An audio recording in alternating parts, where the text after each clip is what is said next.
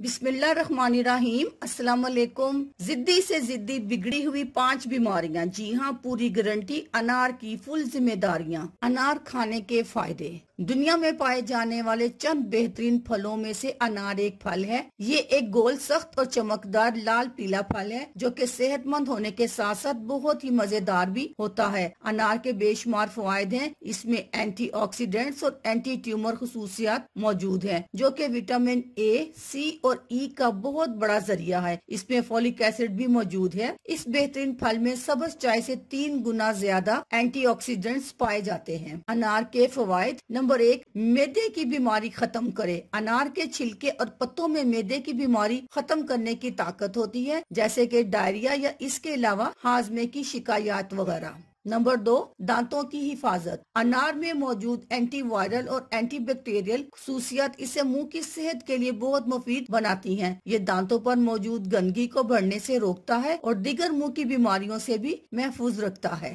Number 3, anaemia के लिए बेहतरीन। जिस्म में खून की रवानी बढ़ाने में भी अनार बहुत मददगार साबित होता है। अनार खून में आयरन की मिकदार बढ़ाता है जो कि दिल के लिए बहुत अच्छा है। इसके अलावा ये अनीमिया का बेहतरीन इलाज है।